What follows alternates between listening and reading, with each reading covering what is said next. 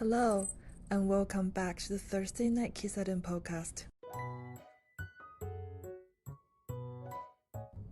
Thursday Night Kissaten is a podcast that we talk about Japanese TV shows, movies, books, and other pop cultures.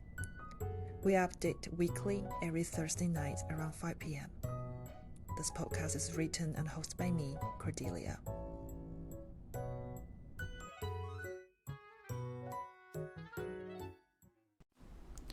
Hello, my dear listeners, and welcome back to the Thursday Night Kissaten podcast.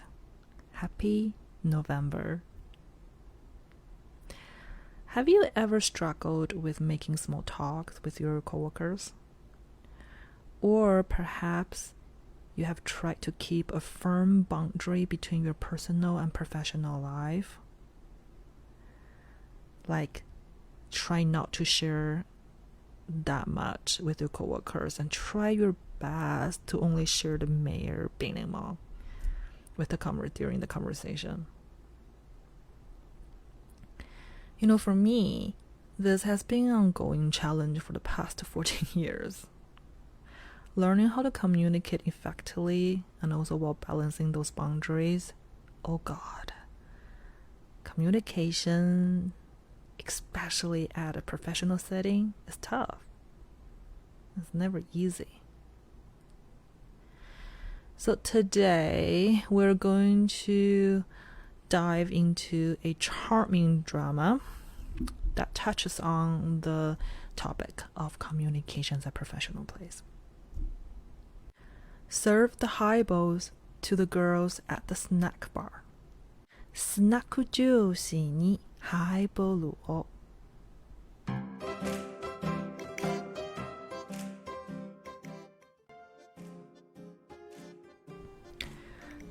Serves the highballs to girls at the snack bar aired from April to June 2024.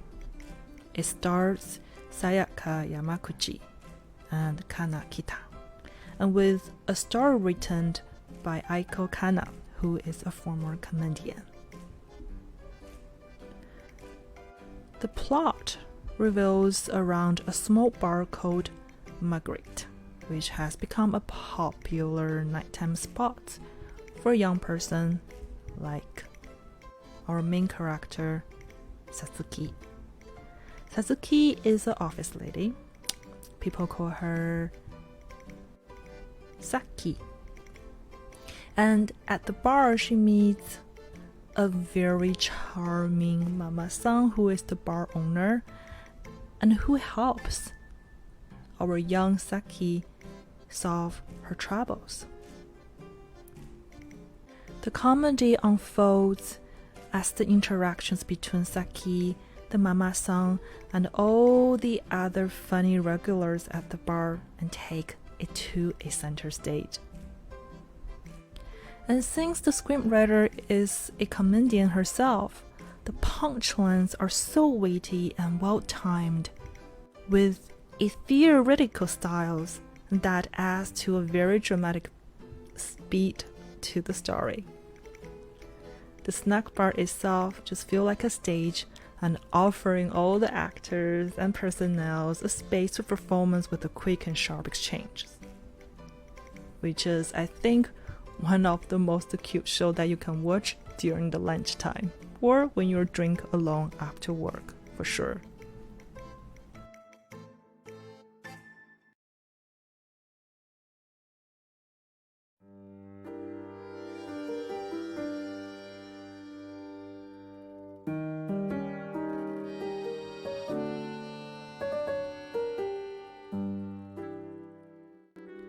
Before diving into more about the stories, let's talk about the snack bars and mama-san first. So in Japan, the female bar owner is often referred as a mama-san, or simply mama, means mother, as they take on a role similar to a mother for their customers. The food served at these bars is typically handmade, simple, but very and yet nostalgic. It's like mom's cooking. And many people in Japan as many people in Japan really like to drink alone, that the interaction with the bar owners or staff is the key part of the whole experience. The owner and staff lends an ear listening, encouraging the conversation, and even introduce people to another one, the customers between them, much like a mother would do at home. From what I have learned,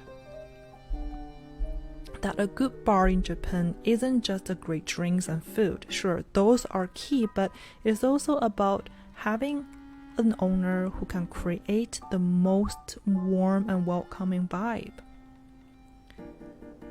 As we mentioned once in the Yusaku's Twilight, that episode, I once considered becoming a mama-san myself in my 20s. It seems like, it's a perfect way to gather stories for writings. Even in the TV show, the owner often migrates the mama-san says that for someone who loves to read and communicate, being a bar owner is an ideal fit. Oh, I completely understand where she's coming from. So that's why in Japan, the hallmark of a great bar is where people can talk freely and where the conversation flows naturally. This is something that I have noticed quite different from the North American style bars. Over here, most people go to the bars on dates with several people in the group. I barely see people drink alone. I think that's also which is why the background music in the bars is often so loud. But in constructs, like in some Japanese bars when I was in Japan, I could even read or write and creating, a very different atmosphere there, Really, it's just one that can feel more like homecoming. But just for one concept here, the snack bars in Japan were originally designed for most men. Yeah. As we discussed in the previous episodes, that the misogynistic undertones are still there. But this is what makes this TV show so special, that to foster the relationship between the mama-san and a young office girl who just started her career, and she's making friends, seeking for a good company and suggestions and conversations around all kinds of people at a snack bar.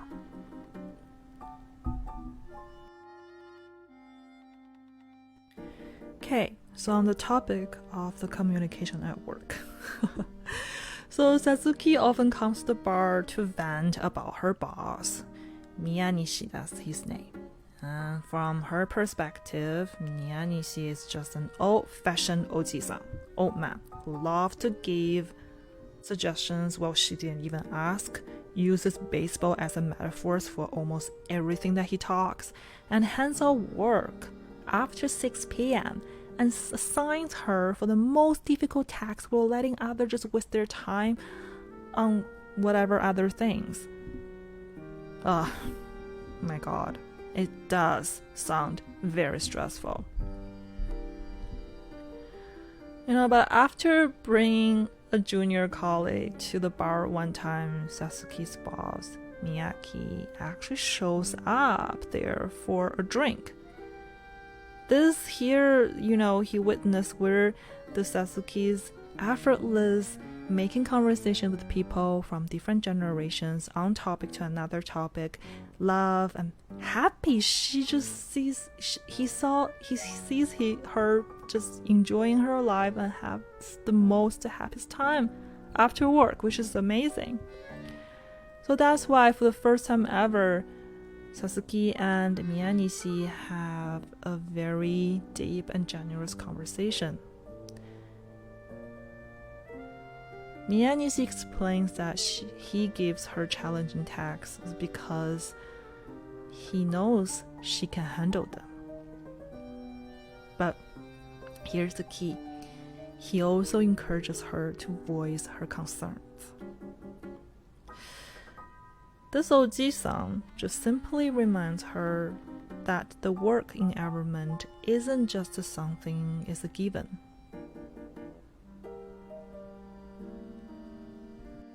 it is also something that can be changed, especially through the open communications.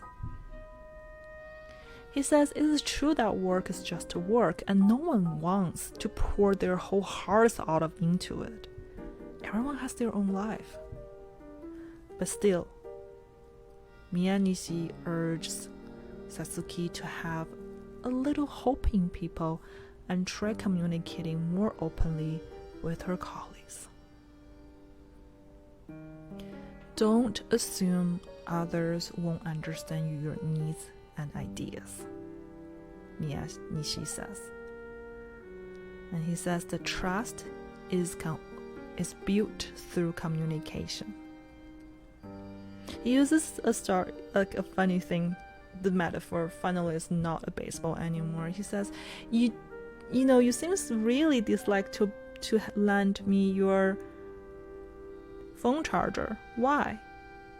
But would you actually lend it to the bar owner, the mama-san? And Satsuki says, yes.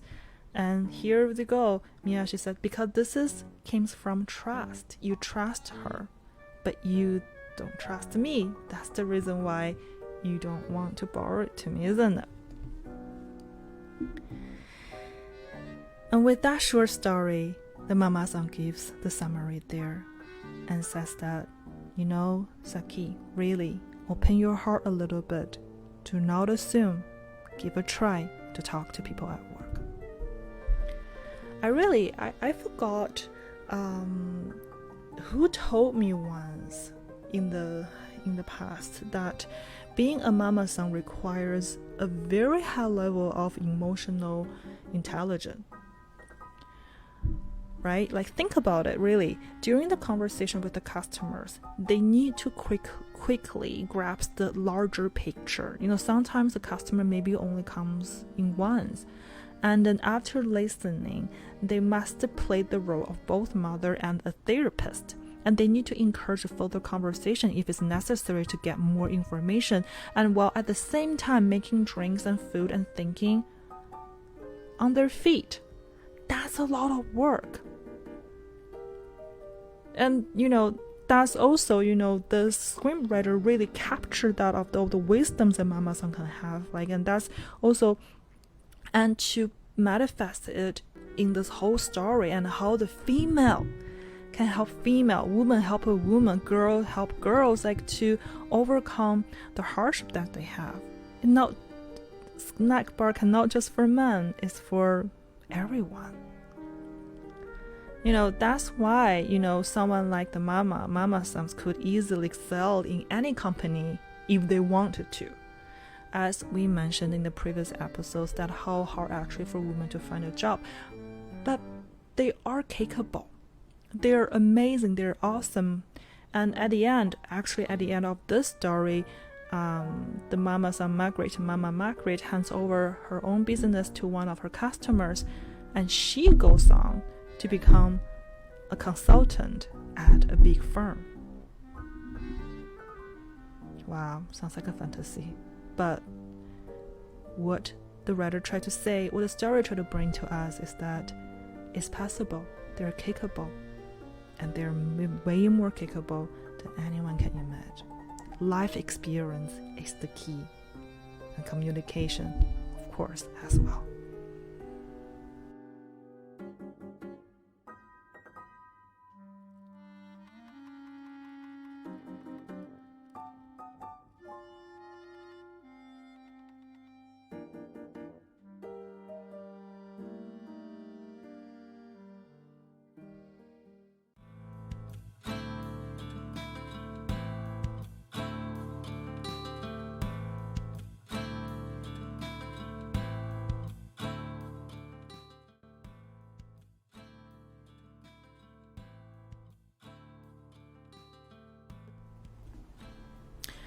I think we all know that the workplace is never a safe space.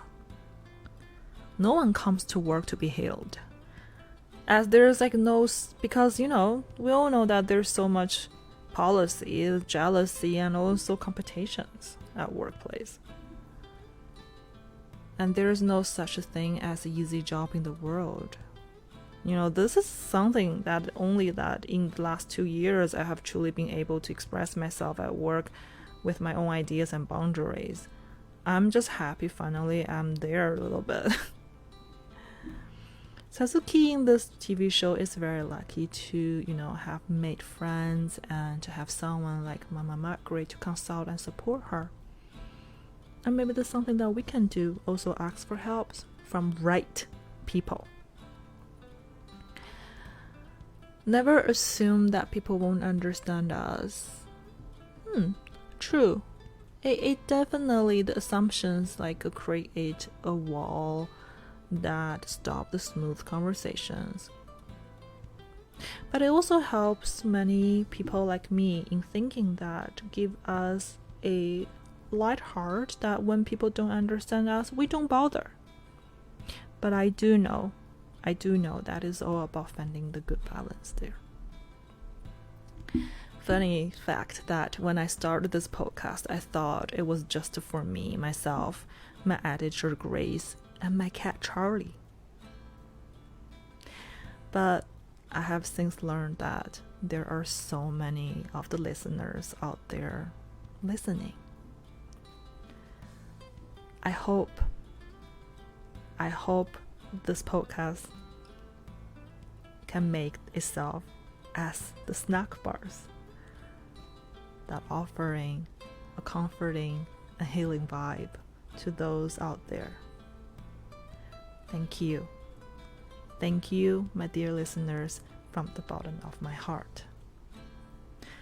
I will talk to you soon in our next episode.